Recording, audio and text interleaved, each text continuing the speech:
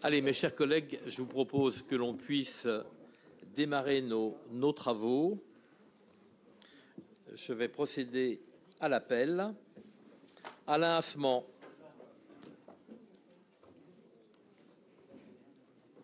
Didier Beaujouan. Marie-Louise Besson. Philippe Blavette. Nadia Blin. N'est pas là. Alexandre Bouillon. Présent. Jean-Louis Boulanger a donné pouvoir à Alain Larousserie. François Caligny-Delahaye. Thierry Cambon. Julien Champin a donné pouvoir à Colette Krief. Christophe Cliquet. Olivier Collin. Chantal Courbier.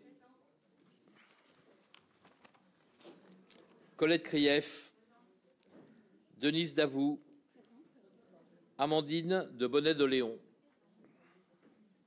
Didier Delprete. Anne-Marie Depeigne. Annie Dubos. Tristan Duval a donné pouvoir à Emmanuel Porc. Barnel Fabre a donné pouvoir à Alexandre Bouillon. Jean-Louis Fouché. Garnier Christine a donné pouvoir à Pierre Mouraret. Garnier Daniel. Garnier Jean-Luc. Sophie Gauguin. Annie-France Gérard. Patrice Germain. Présent.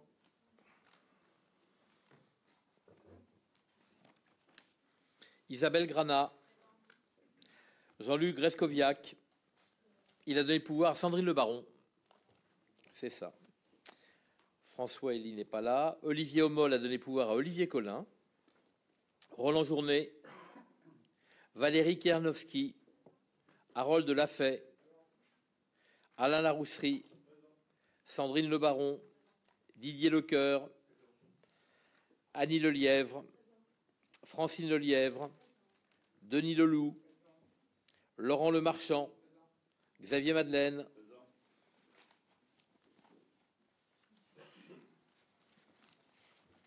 Lionel Maillard.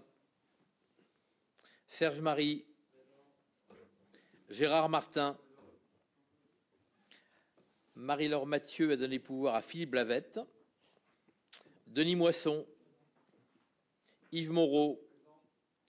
Jean-François Morel. Jackie Morin. Johan Morlot.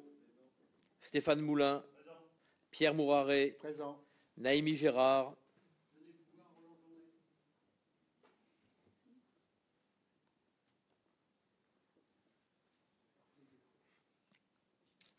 Payola Jean-Marc est absent, excusé. Martine Patourel. Brigitte Paturel. Olivier Paz présent. Sylvie Penel. Alain Perronnet n'est pas là. Géry Picodot. Emmanuel Porc. Patrick Thibout. François Vanier.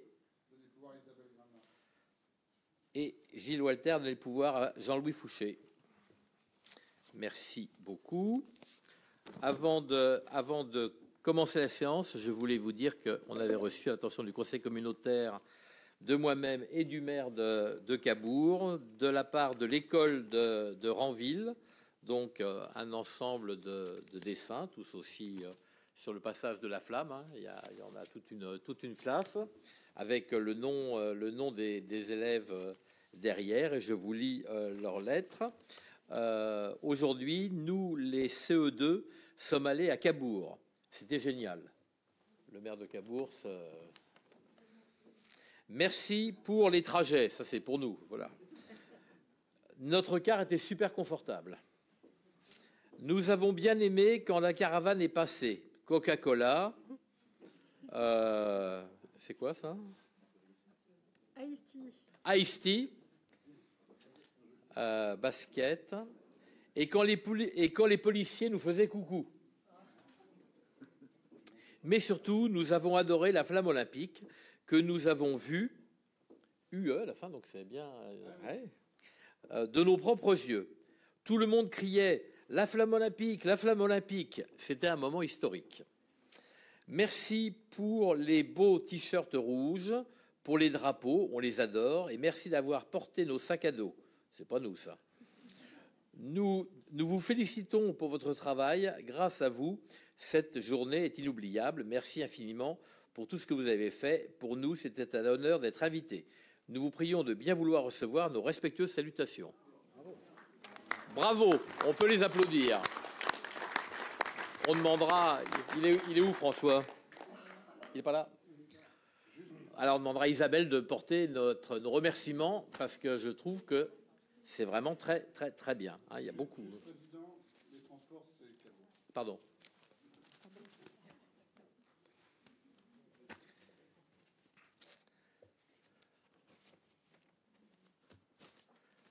Voilà. Alors, je remercie Emmanuel d'assurer le secrétariat de séance et comme de coutume, je vous propose de commencer par l'approbation des derniers procès-verbaux, à savoir ceux du 18 avril et celui du 23 mai 2024. Est-ce qu'il y a des questions, des remarques, des modifications à apporter à ces deux procès-verbaux? Donc, je les soumets à votre vote, les deux en même temps. Qui est contre? Qui s'abstient? Et ils sont tous les deux donc adoptés. J'en profite pour rappeler la nécessité qu'il y a de bien vouloir annoncer son nom et son prénom lorsque l'on prend la parole pour faciliter la tâche des personnes qui sont amenées par la suite à transcrire. Je rappelle pour la deuxième fois que tous les élus ont reçu le 7 mars dernier un mail de la part du service informatique leur demandant de prendre rendez-vous pour leur tablette afin de la mettre à jour et de pouvoir surtout travailler dessus à distance et effectuer le cas échéant des déblocages à distance. Visiblement, je veux dire que moi j'ai pas encore apporté la mienne, donc je vais pas jeter la pierre. Non, mais je le dis franchement, il faut pas. Mais donc, je vais dès la semaine prochaine déposer la mienne et je vous invite à prendre rendez-vous de manière à ce que tout le monde ait une tablette qui fonctionne. Mieux avant que maintenant. Ah, Maintenant, les mails, dès que la journée est finie, tous les mails s'effacent. non. J'ai pas touché à aucun réglage, donc je comprends pas. Pardon? Non, mais il l'a mis à jour, lui. Ouais, Écoute, alors on va remonter l'information. voilà. Oh, non, parce que je savais qu'il y a des messages TikTok comme ça qu'on pouvait faire supprimer rapidement, mais les mails, c'est quand même plus ennuyeux. Très bien. Et puis, donc, juste une information que je vous donne. Nous avons donc, il y avait, je veux dire, un travail qui était suivi, mais les communes d'Amfreville et de Bréville-les-Monts, qui ont une école partagée, donc, nous ont fait savoir qu'elles souhaitaient bénéficier de la cuisine centrale et des repas qui sont préparés désormais en régie. Et donc, je vais être amené à signer une convention de prestation de services en matière de restauration scolaire. Voilà, donc c'était le plan de charge que nous avait présenté Kelly, avec un démarrage, j'allais dire, pour nous, et puis avec une montée en puissance au fur et à mesure. Voilà. Alors, nous commençons donc les travaux qui sont, cette fois-ci, c'est pas trop long. Surtout que Olivier Hommol, exceptionnellement, est absent et que c'est moi qui vais vous présenter les questions budgétaires qui devraient passer plus rapidement quand c'est Olivier qui rentre dans le détail. Et on commence par le développement culturel et la mise en place d'actions culturelles, notamment les attracteurs d'histoire. C'est une convention de partenariat. Il y avait eu plusieurs, ça avait été évoqué lors d'un dernier conseil communautaire pour bien comprendre. C'était la ville de Dives, je crois, qui avait dit qu'il y avait beaucoup d'associations déjà et qu'il fallait comprendre pourquoi est-ce qu'on faisait intervenir quelqu'un. Et donc, Kelly va nous expliquer un peu ce qu'il en est. Alors, il faut prendre un micro, Kelly, parce que...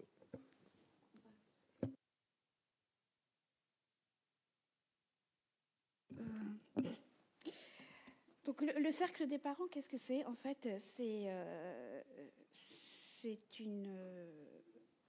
c'est un groupe de parole, en fait, qui soutient et accompagne...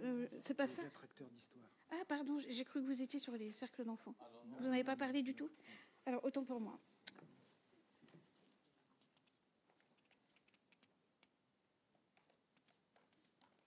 Donc, c'est bon? C'est bon, c'est ça. Alors, les attracteurs d'histoire. Donc, la diversité culturelle, comme vous le savez, est une force motrice de développement de nos territoires, de nos communes pour la croissance économique. Les valeurs comme prisme culturel pour prendre des mesures afin de réaliser la meilleure adéquation de la culture aux défis actuels et futurs. Et les activités culturelles et artistiques ont pour but de permettre à toute personne d'avoir une culture personnelle riche tout au long de son parcours. Il est évident que développer ces pratiques, c'est aussi construire de nouvelles pistes et prolonger les partenariats. C'est pourquoi nous vous proposons ce soir effectivement cette démarche par rapport aux attracteurs d'histoire. J'ai tout faux.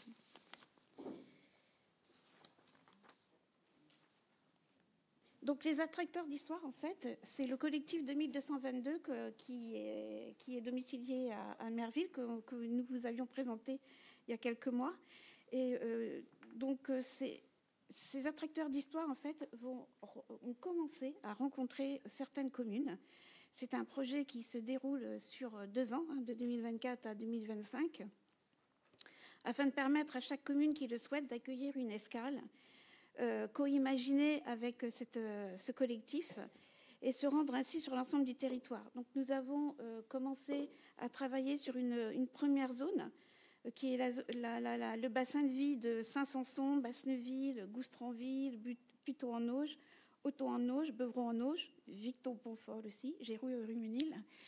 Et il y a déjà des week-ends de rencontres avec les habitants dans les communes qui ont déjà eu ces rencontres, et ça va être complété par des ateliers qui ont aussi commencé. Il y en a eu un qui a commencé le 15 juin et il y en a un autre le 29 juin. Et donc, il y a une vingtaine d'habitants qui ont déjà partagé leur histoire avec ce collectif. Et j'invite tous les maires, tous les élus des communes à inciter les habitants à venir raconter leurs histoires, parce qu'en fait, c'est les habitants qui se racontent et qui racontent leur territoire, leur commune, leurs souvenirs, l'image de la commune qu'ils ont. Et à partir de toutes ces histoires, donc, le collectif en fait va créer un spectacle, soit par le théâtre, soit par un conte, soit par la danse, soit par divers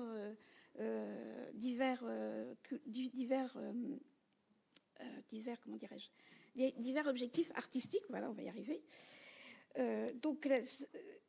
Et je crois qu'il ne faut pas hésiter aussi à ce que les conseils municipaux, et nous l'avons fait à Basneville, que les conseils municipaux rencontrent le collectif 2222 pour informer tous les habitants d'une visite sur une ferme ou sur un commerce, de façon qu'on leur ouvre la porte, en fait, parce qu'effectivement, on peut être prudent et méfiant. Et donc, n'hésitez pas à communiquer avec tous vos habitants pour qu'on ait quelque chose de constructif au bout des 2 ans.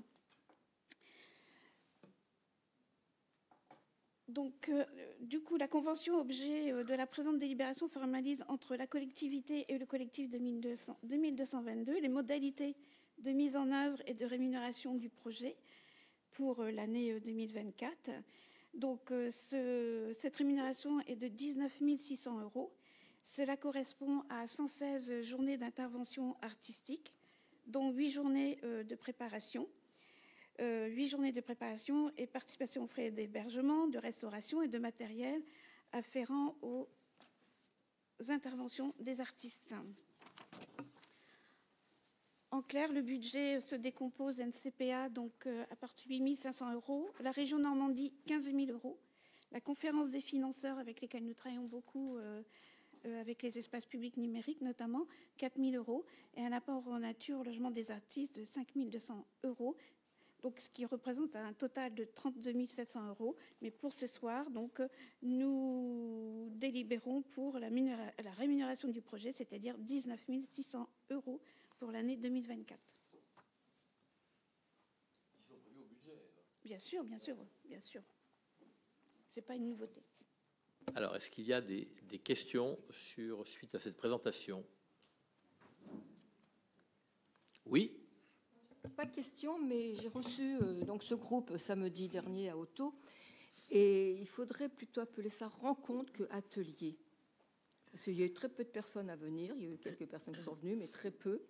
Et le mot atelier fait peur, parce que les gens vont dire « Oh, ils vont nous faire travailler sur quoi ?» Que rencontre, discussion, c'est différent, enfin, voilà. Enfin, c'est ce que je pense, moi. Il n'y a pas de problème. Pour qu'il y ait plus Il y a de pas problème, on peut participants. changer la formule, il n'y a aucun Mais souci. oui, c'était... Oui, oui. Parce qu'on a fait beaucoup de publicité sur la commune et il y a eu très, très peu de monde. Merci. Merci. Est-ce qu'il y a d'autres interventions? Donc, je soumets à votre vote. Qui est contre? Pardon, excuse-moi, Alexandre. Je peux compléter. On a eu aussi le collectif 2222 lors de la journée des marais sur notre commune, à Victo. Ils avaient fait le travail en amont de rencontrer des habitants. Effectivement, travail éminemment difficile, puisque les gens, au premier abord, n'ont pas nécessairement une envie folle de s'épancher ou de raconter leurs histoires. Par contre, je dois dire qu'ils nous ont fait une promenade comptée en fin de journée qui était d'une très belle facture et qui était extrêmement bien préparée, bien faite et tout à fait à propos pour cette journée-là. Donc je pense qu'on a effectivement peut-être à mieux présenter les objectifs, la manière dont ils doivent faire les choses, puisque je les avais vus presque une semaine avant. Et moi-même, je ne savais pas trop ce qu'ils venaient faire, ce qu'ils allaient repérer, chercher sur la commune. Et même eux avaient des explications qui étaient peut-être plus ou moins claires. Par contre, quand on voit le résultat, ça marche très bien. Et donc, il faut encourager ce genre de choses. Et sur la partie question, je n'ai pas bien compris, en fait, sur le budget. Quel est le budget global? Sur quoi nous, on délibère? Sur quelle partie? Et comment les choses s'articulent? Alors, ce soir, nous délibérons sur... Le micro. Du coup, j'ai tout rangé. Alors, ce soir, nous délibérons sur les modalités de mise en œuvre de rémunération du projet. Ça veut dire que les artistes ne travaillent pas gratuitement pour l'année 2024. Et les 19 600 € correspondent à 116 journées d'intervention artistique plus 8 journées de préparation. Donc voilà pourquoi nous délibérons ce soir. C'est pour une année, là. Pour une année. Et c'est notre part à nous, ça? Non, notre part à nous. Non, alors, ça c'est la totalité de C'est leur... la totalité de l'opération. Voilà. Donc avec le conseil régional qui est partie prenante. La région Normandie Oui. et la conférence des financeurs.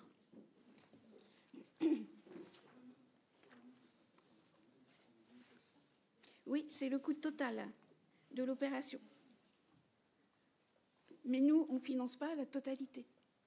Ah ben si, nous on finance 19 600. Oui, mais je veux dire, il y a Oui. des apports de la région, il y a des apports de la conférence des financeurs, et il y a un apport aussi par rapport au logement des artistes. Donc, du coup, nous, la totalité... Ah oui, la totalité des frais, mais on va le subventionner sur cette somme-là. Voilà. D'accord, ok, non, mais voilà, c'est que les choses soient à peu près claires.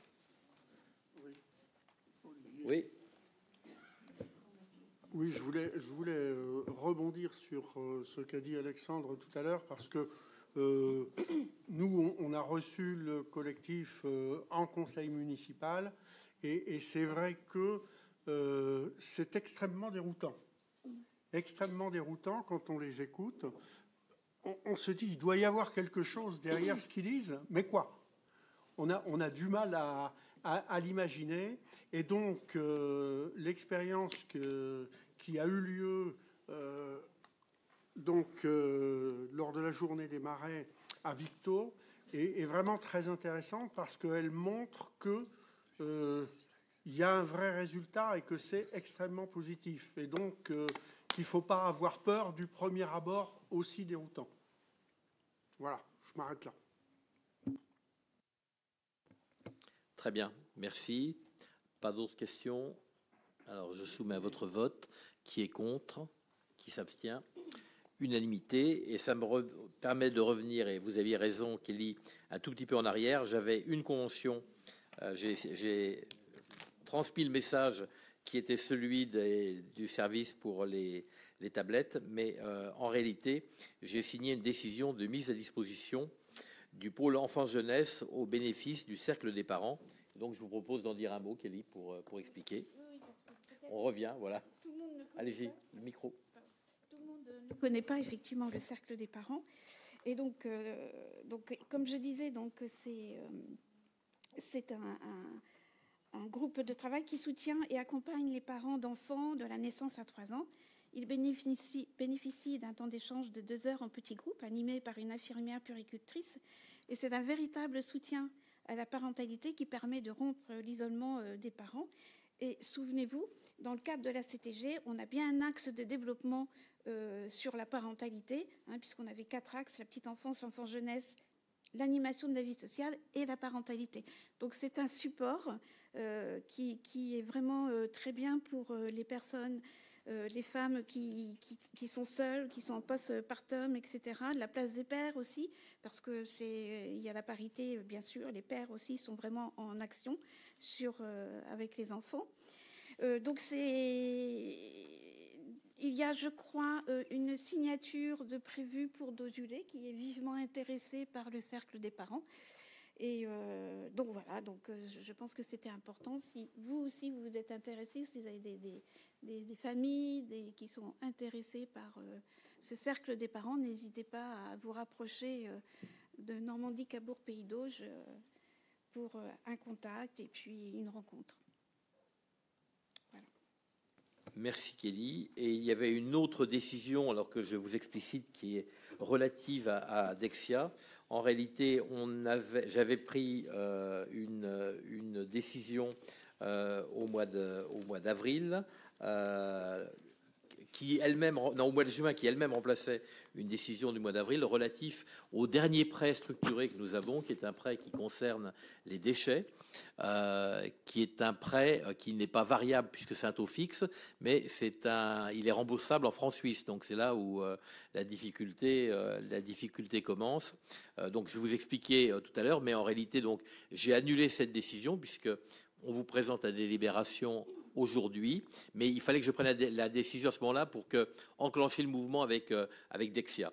En réalité, on va voter aujourd'hui et ça sera dans 4 jours que le top sera fait au taux qui sera le taux de ce matin-là. Et on va vous expliquer tout à l'heure quel est le cheminement, quelles sont les économies qu'on a réussi à faire et surtout comment est-ce qu'on fait en sorte de ne plus avoir une épée de Damoclès, parce que on voit bien quand même, enfin, vous verrez les chiffres entre les remboursements de la première année d'intérêt et les remboursements des années suivantes, et vous comprendrez qu'on a intérêt, c'est le dernier, à s'en défaire. Voilà, donc j'avais été... l'ensemble des décisions qui avaient été prises dans ce domaine, qui étaient des décisions préparatoires, vont être remplacées par une délibération qui vous est présentée tout à l'heure. Nous continuons donc les points à l'ordre du jour avec toujours, s'agissant de la culture, la convention de partenariat relative à la mise en place d'actions culturelles. Et on a donc, ça y est, on vient de le passer, mais à chaque fois ça représente un nombre de pages. L'accompagnement financier des projets de coopération culturelle avec l'attribution de subventions. Et c'est de nouveau Kelly qui a la parole. Alors, comme je l'ai précisé lors du Conseil communautaire du 18 avril 2024, avec une période d'ouverture des candidatures du 19 avril au 20 mai 2024, sachant que nous avions un budget de 30 000 €, donc la communauté de communes s'est positionnée en adoptant une feuille de route pour accompagner les dynamiques culturelles communautaires de 2024 à 2026 dans un rôle d'accompagnateur et de facilitateur des initiatives culturelles développées sur le territoire. Si vous vous souvenez, donc nous avions aussi décrit les critères d'éligibilité pour ces projets. Donc, notamment la coopération entre un minima 2 acteurs de communes différentes sur le territoire intercommunal, et puis un caractère innovant de la proposition. Sachant que pour 2024, donc, le soutien financier de NCPA est de 50% pour les budgets des projets déposés, avec un plafond maximum de participation de 10 500 €. Donc, suite aux candidatures reçues, donc, nous avons eu 6 projets qui sont éligibles et qui ont été reçus pour cette première campagne, pour un montant total de sollicitation de 26 025 €. Donc, sachant qu'il y a eu effectivement un comité de sélection qui s'est regroupé pour travailler, il y a aussi eu la commission, donc je reviendrai un petit peu dessus. Donc, et sachant aussi que tous ces dossiers ont fait l'objet d'une instruction technique interne et d'une instruction en comité d'attribution, donc le 30 mai, et puis un avis favorable de la commission de développement culturel le 31 mai. Donc, les 6 projets sont la commune de Cabourg, qui est porteur du projet du festival Les mots à la mer. Donc, le montant attribué est de 4 845 €.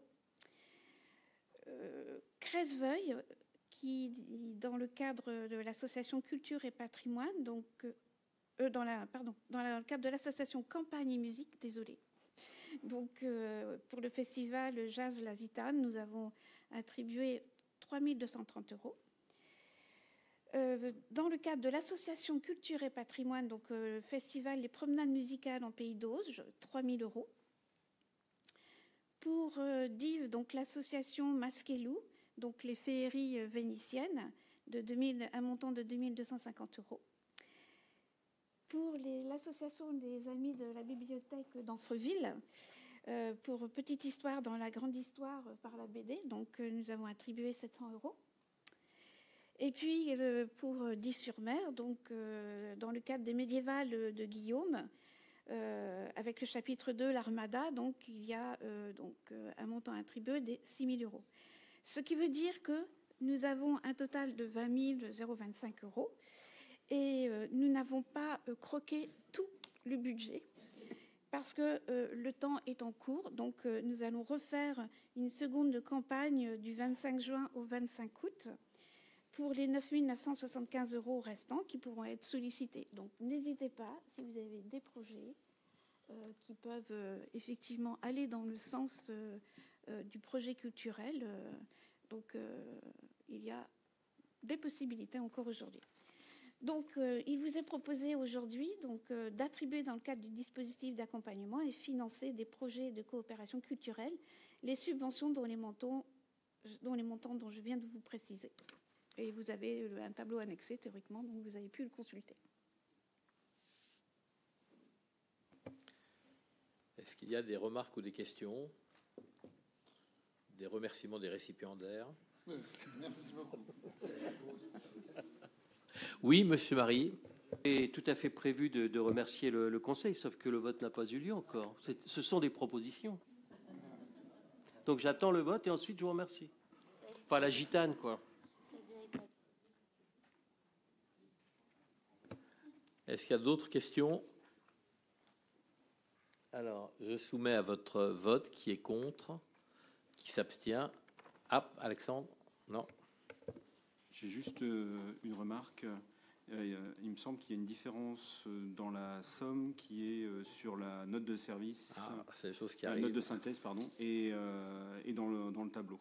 Et je crois que c'est sur la note de synthèse qu'il y a 20 € de différence. C'est ça? 20 € d'écart. Donc la vraie somme est celle du tableau et de la délibération. Ouais. Et la délibération. Ah, merci. Oui, d'accord, c'est 20 000, il y a 20 centimes. Ouais. Pas d'autres remarques? Donc je reprends. Qui est contre? Qui s'abstient? Unanimité. Je vous remercie. J'interviens à nouveau pour remercier l'ensemble du Conseil d'avoir d'avoir financé le festival La Gitane de Cresseveuil. Merci beaucoup à vous tous. Avec une mention spéciale à Roland Journet qui était dans la commission, qui a bien défendu le projet parce qu'il considérait qu'il était très rural et qu'il fallait défendre les petites communes. Et la culture dans les petites communes. Il est très rural, il est de plus en plus couru. Enfin, c'est un vrai succès. Oui, tout à fait. Ouais. Voilà, je veux dire, c'est parti de rien et ça mobilise aujourd'hui. Enfin, je sais que à Merville, les donneurs de sang sont très partie prenante pour aider. Ouais. Voilà, donc je trouve que c'est un très bon exemple. Ouais. Et je dois remercier Cabourg au passage parce qu'ils nous prêtent leur scène mobile. Donc Cabourg et puis effectivement l'association du sang de Merville qui sont très présents. En plus, non seulement ils nous prêtent du matériel, mais ils nous aident bénévolement pour la soirée. On s'associe bien sûr aux remerciements qui viennent d'être donnés. Très bien. Nous continuons notre ordre du jour avec quelques délibérations à caractère budgétaire. Pardon. Oui, pardon Emmanuel, je n'avais pas vu. Non, mais parce que moi je m'associe également aux remerciements de tous pour ce prix littéraire et concours de lecture collège festival de Mots à la mer. Merci beaucoup à la commission et à tout le monde.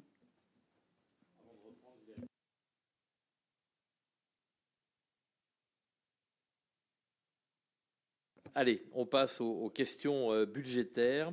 Le premier point, c'est une décision modificative, une régulation d'écriture d'ordre dans le cadre d'une renégociation d'emprunt. En réalité, en mars 2023, 2 emprunts structurés ont été renégociés sur le budget assainissement.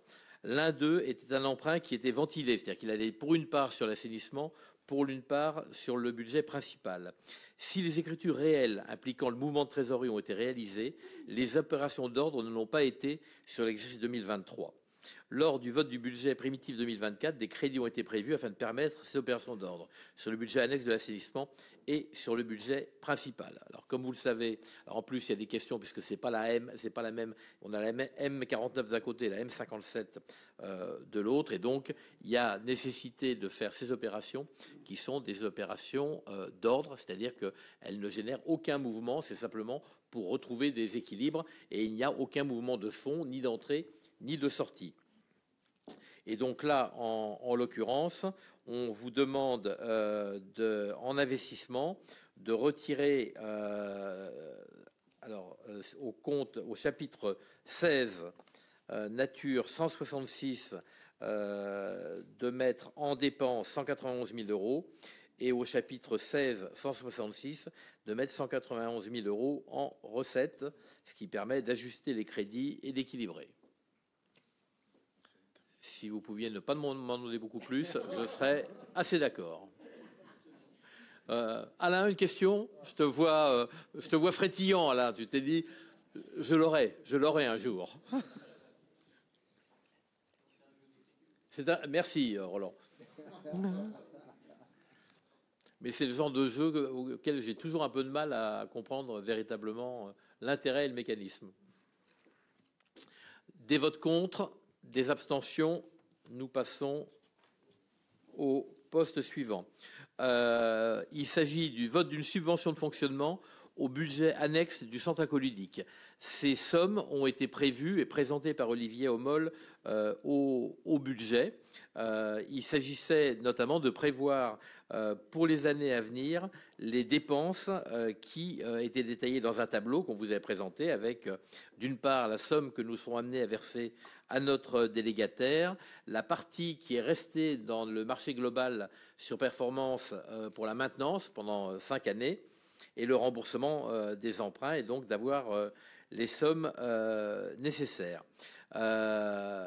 Donc, il vous est demandé, le budget principal, via une subvention de fonctionnement, aura vocation chaque année, puisqu'en réalité, on a un budget annexe centre aqualudique, qui chaque année est appelé à être en déficit, puisqu'on savait bien qu'il y avait un déficit au terme du budget. Donc ça veut dire que chaque année, il y aura une subvention. Ce qui sera intéressant, c'est que ça nous permettra de connaître exactement quelle est la participation réelle de la collectivité au centre aqualudique. Et donc, chaque année, il y aura nécessité de faire cette opération. Et donc, il vous est demandé, alors vous savez qu'on est dans une année un peu particulière parce qu'elle commence qu'au mois de juillet, mais qu'on a un certain nombre de frais qui sont des frais irrépétibles puisqu'ils ont trait à la mise en service. La mise en service, ça veut dire qu'actuellement, le personnel de la piscine a été recruté, que la piscine tourne, les filtres tournent, enfin tout fonctionne et qu'il y a zéro recette, il y a zéro, donc voilà, il y a des coûts supplémentaires. Donc, d'accorder une subvention de 855 000 € au budget annexe du centre aqualudique, tel qu'inscrit au sein du budget primitif lors du vote du budget principal 2024.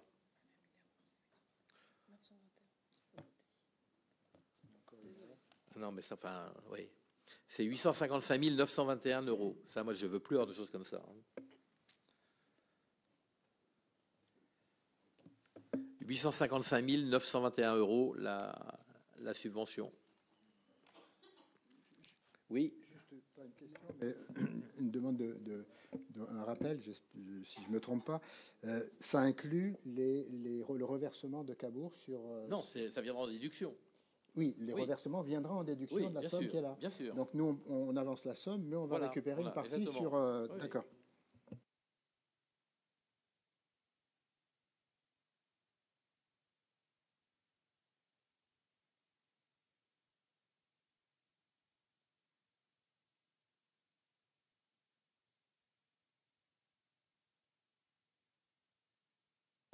Pas d'objection.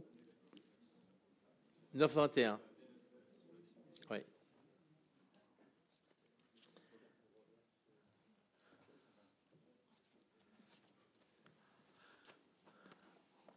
Pas de remarque, pas d'objection, pas de vote contre, pas d'abstention, unanimité. Merci. Et nous arrivons, alors là aussi quelque chose de réjouissant, une modification du budget annexe assainissement pour, alors non pas une erreur, mais j'allais dire en réalité, notre compte de résultat comprenait un titre de recette qui avait été fait tout à fait en fin d'année pour 13 618,85 €. 65 ? J'ai 85, c'est pour ça que je vous dis ça. Là-haut. C'est écrit 85 dans la déduction. C'est écrit 65 dans la note de synthèse.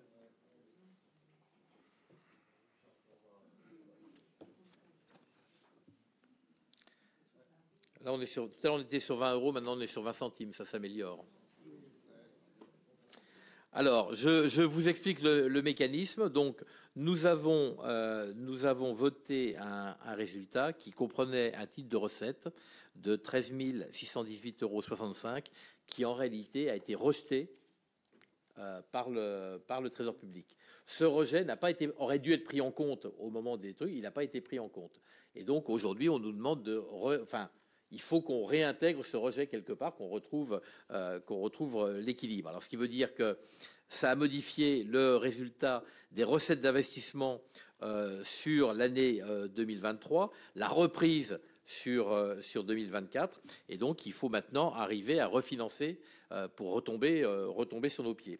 Et donc, ce qu'il vous est proposé, c'est en recettes d'investissement, donc en dépenses, de sortir donc 12 918, et pour tenir compte de l'autre côté, on a donc moins 13 618,65, et on a un compte, on a eu une recette supplémentaire qu'on n'attendait pas de 700 €, donc ce qui nous permet de limiter en réalité la recherche de nouveaux crédits à 12 918. J'ai pas, pour le coup, je ne vais pas dire les centimes, comme ça je ne prends pas de risque.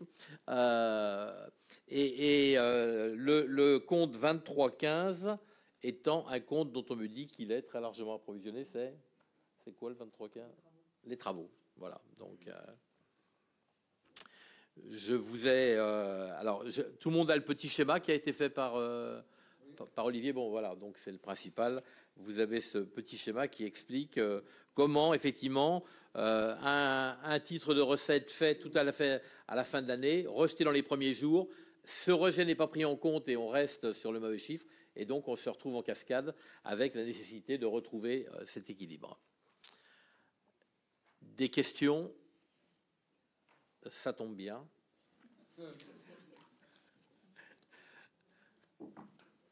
Alors, des votes contre, des abstentions, unanimité. Je vous remercie. Et toujours donc dans toujours dans la partie budgétaire, nous arrivons à ce fameux emprunt qu'il est nécessaire de renégocier. Je donc vous rappelle qu'il s'agissait d'un emprunt qui était destiné à couvrir du matériel pour les déchets. Il a été contracté en 2006 pour un montant de 1 049 000 € en francs suisses, au taux fixe de 3,54% sur une durée de 30 années. Donc la fin, c'est 2036, c'est-à-dire qu'on a encore un tout petit peu de temps devant nous, on a encore 12 ans devant nous. Le taux est fixe, mais comme je vous l'ai dit, le remboursement du capital et des intérêts est soumis au taux de change entre l'euro et le franc suisse. Et donc, à chaque échéance, NCPA paye le taux de change. Or, nous constatons que depuis 2006, l'euro n'a pas cessé de se dévaluer face au franc suisse. Et en conséquence, le constat est fait d'une augmentation exponentielle liée aux frais de change. Les frais de change étaient en 2007 de 5 223 €. Ils auront été en 2023 de 20 218 €. Et nous ne savons pas comment les choses peuvent évoluer durant les 12 années qui viennent. Donc, il nous a paru, c'est le dernier qu'on avait. Pour ceux qui étaient là dans les années 2017-2020, je rappelle qu'on a eu des emprunts autrement plus importants en termes de volume, 2,5 millions, 3 millions à rembourser. Là, c'est le dernier. Et donc, nous avons, avec la SFIL, qui est la société d'État, puisque directement dépendant de la Caisse des dépôts et consignations, qui a été chargée de renégocier ou de trouver des solutions pour les emprunts Dexia. Donc, on doit toper normalement le 24 juin, c'est-à-dire dans 4 jours, la semaine prochaine, et pour une sortie effective au 15 juillet. Alors, je ne sais pas quand c'est ce qui compte, c'est le top du jour où on top ou c'est le 15 juillet? C'est le jour où on top. D'accord. Donc, le 24 juin, il y aura des taux et c'est ce taux-là c'est cette parité qui sera utilisée. Voilà les conditions dans lesquelles nous avons négocié la sortie souhaitable de cet emprunt. Dexia donc s'engage à remettre intégralement et à ne pas faire payer l'indemnité de remboursement anticipé, soit une remise de 162 000 €. Il nous reste à rembourser donc le capital restant dû, soit 552 812 € et qui doit être lui pris sur par rapport au taux de change du franc suisse. Donc là, on va avoir une somme complémentaire à payer. Donc le montant total, c'est le capital avec la perte de change. Alors le taux de change, c'est quoi tout de suite? On l'a ou pas? C'est-à-dire qu'il faut... D'accord.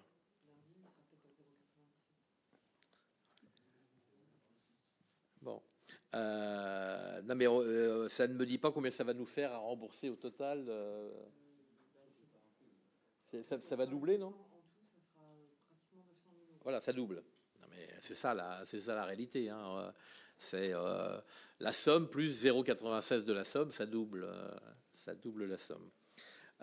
Mais d'un autre côté, vous voyez aujourd'hui les intérêts qu'on paye. Enfin, en réalité, là, c'est très très toxique parce qu'on paye sur les intérêts. Non seulement les intérêts sont augmentés, mais le capital aussi. En réalité, on rembourse le capital en appliquant un taux de change qui a presque doublé. Voilà. Donc, c'est véritablement, il faut s'en défaire. Et je rappelle pour ceux qui étaient arrivés en 2017, ça avait fait partie de nos interrogations. On savait qu'il y avait ces emprunts et qu'il fallait en sortir. Nous proposons de rembourser donc cet emprunt et le taux de change qui va avec, en contractant un nouvel emprunt sur la base d'un taux fixe en euros.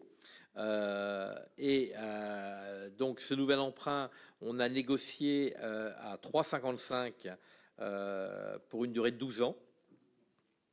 Donc avec, j'allais dire là, un taux, enfin un remboursement, une annuité fixe qui ne bougera pas pendant les 12 ans. Voilà, donc ce que nous gagnons dans cette affaire, c'est le fait de ne pas avoir, c'est un moindre mal, à rembourser. Vous savez, quand on rembourse par anticipation, normalement, la banque est en droit de vous demander une indemnité. Là, elle ne la demande pas, mais elle applique le taux de change. Ce qui fait que si on devait faire véritablement le bilan de cet emprunt, je pense qu'on ferait tous des bons, quoi. Voilà, et donc, fort de l'accord que vous me donnerez, nous toperons le 24 et le 15 juillet, ça sera opérationnel. Et je pense que pour vous tous, c'est quand même, pour nous tous, c'est la leçon qu'il faut éviter les choses un peu exotiques. Hein? Je rappelle quand même que c'était des emprunts qui avaient été...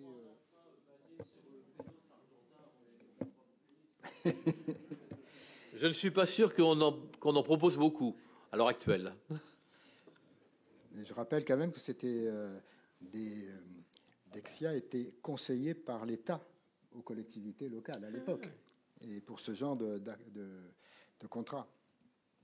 Non, mais ce qui est très étonnant dans ces emprunts structurés, c'est que on voit aussi bien des grosses collectivités avec des services de la dette qui donc sont parfaitement avertis, connaissent les mécanismes et se sont engouffrés là-dedans, que des fois des présidents de Sivom ou de Sivu ou des directeurs d'hôpitaux aussi, parce que le monde hospitalier a été très, très touché.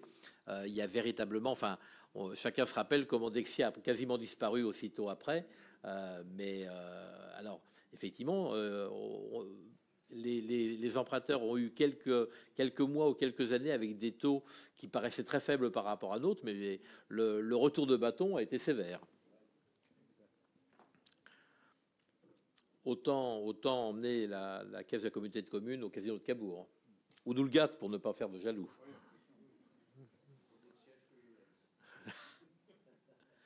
Pas de remarques? Non, mais moi non plus. Enfin, à chaque fois, c'est pas de gaieté de cœur, je te l'accorde. Pas d'objection, pas de vote contre, pas d'abstention. Unanimité, je vous remercie.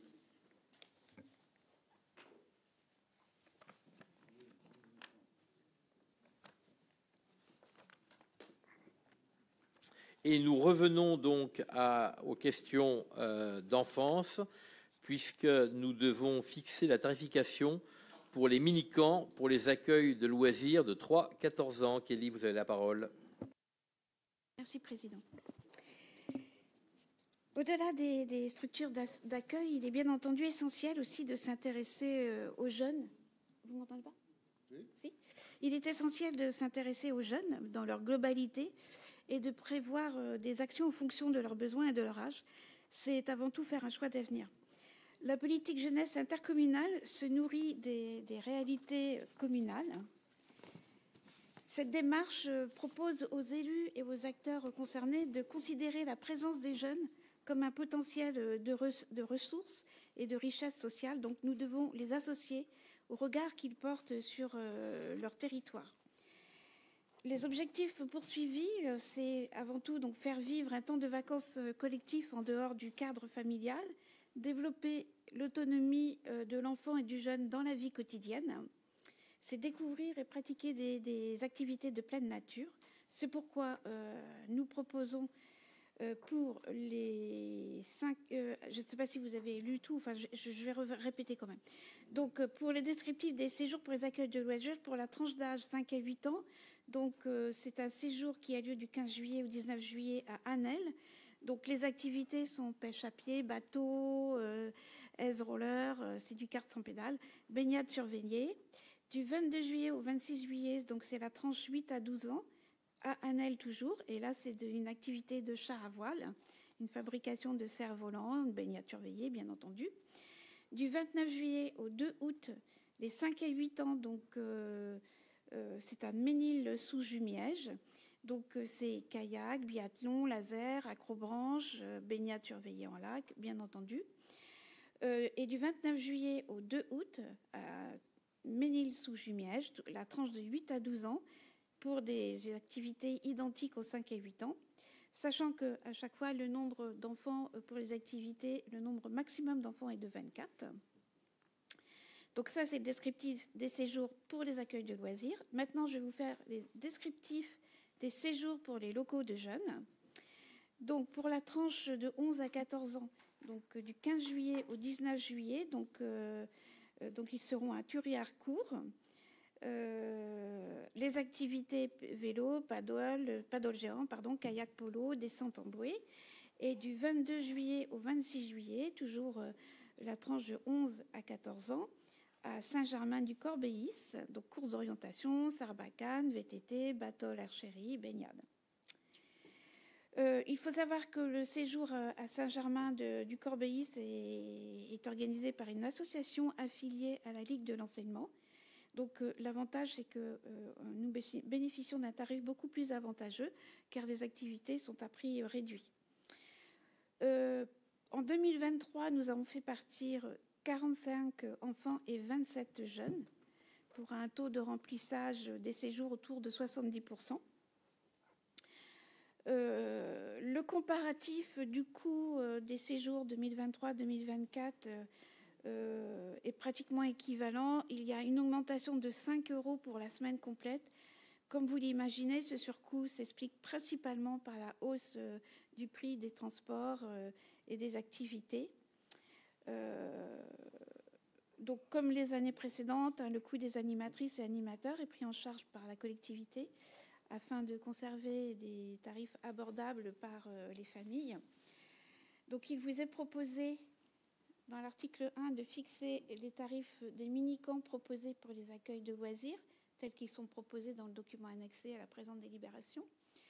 Article 2, de fixer les tarifs du mini-camp proposé pour le local jeune, tels qu'ils sont proposés aussi dans le document annexé. Et article 3, de fixer les tarifs pour le mini-camp Raid Aventure Ufollet pour le local jeune, aussi tels qu'ils sont proposés dans le document. Merci beaucoup, Kelly. Est-ce qu'il y a des questions ou des remarques? Tout va bien. Alors, je soumets à votre vote. Qui est contre? Qui s'abstient? Unanimité. Je vous remercie. Et nous abordons la question de la scolarisation hors carte scolaire communautaire et les montants des frais de scolarisation. Kelly.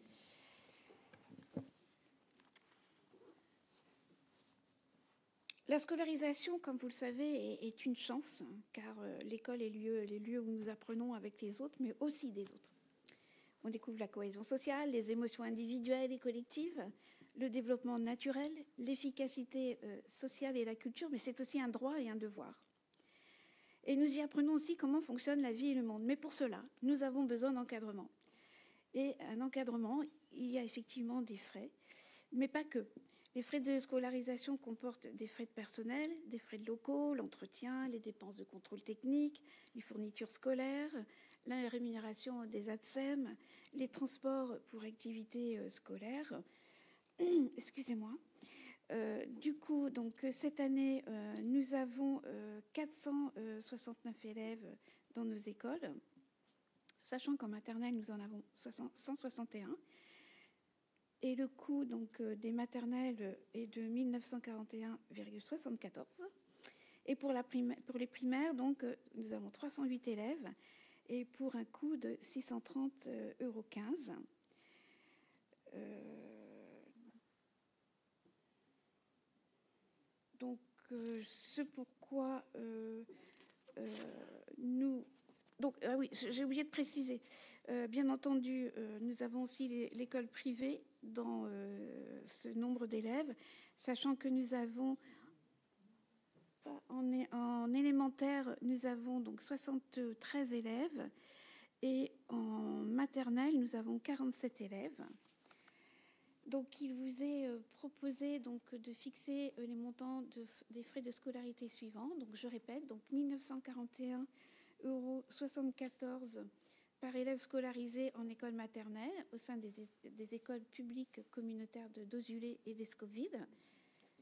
630,15 € par élève scolarisé en école élémentaire au sein des écoles publiques aussi, communautaires de Dozulé et d'Escovide. Et d'autoriser Monsieur le Président à signer toute convention se référant à cet objet. Alors, je rappelle simplement que ce coût est un coût qui est calculé de manière très précise, qui répond à un décret qui fixe ce qui doit être pris en compte et ce qui ne doit pas l'être. Donc, il est applicable à toute commune extérieure qui souhaiterait scolariser ses enfants, enfin, des parents d'une commune extérieure qui souhaiteraient scolariser leurs enfants soit à Escoville, soit à Dozulé. Et bien entendu, quand je dis commune extérieure, c'est en dehors d'autres fois Copados, hein, puisque Copados, c'est le périmètre qui correspond à celui de l'école de Dozulé. Sachant que ça passe bien entendu par une demande de dérogation qui doit être acceptée par le maire de la commune de résidence puisqu'il s'engage finalement à verser sur son budget certaines sommes, et que bien entendu le maire de la commune de résidence peut refuser à partir du moment où il a dans sa propre commune des services équivalents à ceux qui vont être trouvés ailleurs, parce qu'on ne peut pas condamner un maire à la fois à entretenir son école et en même temps à devoir payer pour une autre collectivité. Voilà.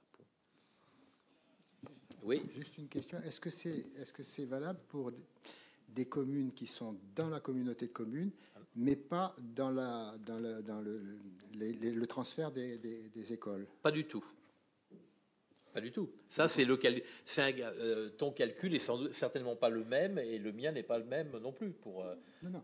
Mais je dis, est-ce que je prends un exemple, une commune qui n'a pas transféré sa scolarité, il y a un enfant qui se trouve va dans une école, un enfant dit dont les parents travaillent de la communauté de communes, est-ce qu'il doit payer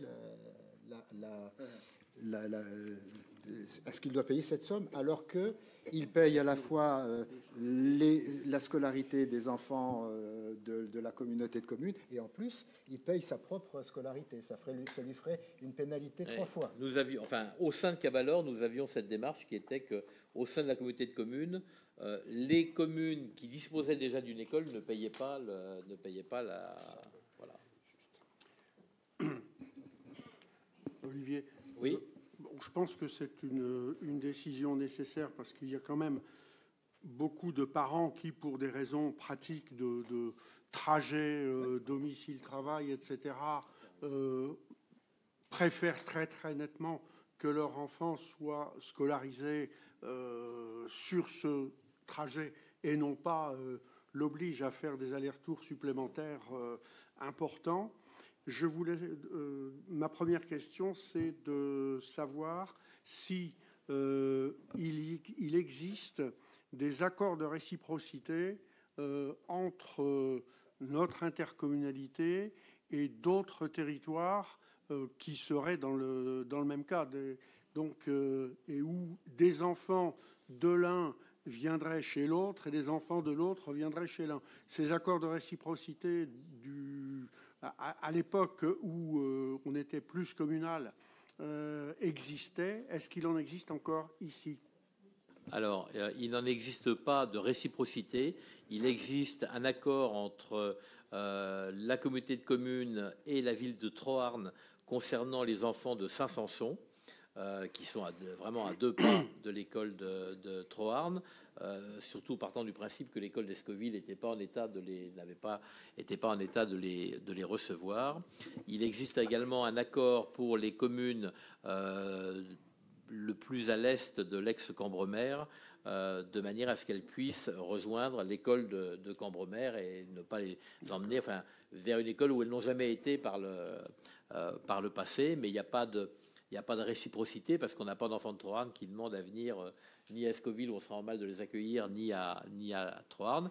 Et par contre, je le dis, l'accord, il est véritablement pour les enfants d'Escoville et il nous donne l'État chaque année pour les enfants de Saint-Sanson et il nous donne l'État chaque année sans que on ait à faire une dérogation par enfant, mais ça se limite véritablement aux enfants de Saint-Sanson et pas à des familles un peu plus haut qui auraient envie d'emmener leurs enfants sur la route de Caen. Voilà. Je pense que ce n'est pas obligatoirement aux enfants de Besnéville. Bon, mais je le dis comme ça, c'est clair. Est-ce qu'il y a d'autres questions sur... alors, on a tout ça, ça dépend effectivement du niveau d'encadrement, puisque aujourd'hui les choses sont à peu près, enfin, sont bien figées en ce qui concerne les frais qui doivent être pris, mais c'est un calcul qu'il faut faire assez régulièrement, parce qu'on voit notamment qu'avec l'augmentation des fluides et tout ça, le prix par élève a quand même augmenté considérablement. Hein. Quand on voit 2000 euros par élève de maternelle avec les ATSEM, oui, ça devient effectivement, ça devient des coûts qui ne sont pas négligeables. Oui, puis on a intégré la DUMIS, il y a l'école de voile, donc il y a aussi des activités supplémentaires qui font qu'on essaie de mailler au maximum pour que les enfants bénéficient d'un maximum de services. Tout ce qui est fait pendant les heures scolaires, effectivement, peut être intégré, puisque à partir du moment où la collectivité le règle par ailleurs. Pas d'autres questions, pas d'autres remarques? Et bien donc je soumets à votre vote qui est contre, qui s'abstient, unanimité. On a un peu de temps. Est-ce qu'il y a des questions diverses? Tout le monde a hâte de rentrer voir le foot. Écoutez, merci à tous. Nous n'avons pas de... Alors, on a quelques rendez-vous à venir dans les jours qui viennent, une conférence des maires mercredi soir, où nous parlerons pas mal du centre écoludique. On va demander au directeur de venir pour nous présenter le fonctionnement, les forfaits. Enfin voilà, ça vous permettra d'être relais auprès de vos populations. Et puis, on se retrouvera simplement en septembre. Et je vous invite, après la période électorale que nous connaissons, à pouvoir goûter d'un repos mérité, parce que véritablement, je le disais, j'étais interviewé ce midi par un journaliste, je dis là, le Nord Pays d'Auge, on a, comme tout le monde, on a eu pas mal de choses, mais on a eu le passage de la flamme qui a mobilisé un certain nombre d'équipes, on a eu les cérémonies du D-Day également, on avait les élections européennes, et ça n'est pas rien, et là, les législatives, je le dis, mais je pense que vous le savez tous, il faut se prévoir à un nombre de procurations exponentielles. Il y en a déjà, à ce jour, il y en a déjà 2 fois plus qu'aux dernières législatives. Pour le département de Calvados, il y en a plus de 10 000. Et quand on sait, enfin, vous savez, dans vos bureaux de vote, ça veut dire que jusqu'au samedi soir, il va falloir modifier la liste et modifier la liste principale. Et puis, vous savez que, enfin, quand les gens font 2 tours, c'est plus compliqué. Hein. Si on en a 30 ou 40 dans le bureau de vote et qu'ils arrivent pour un peu les uns derrière les autres, ça va pas faciliter les opérations. Merci à tous et bonnes vacances pour ceux qui vont en prendre.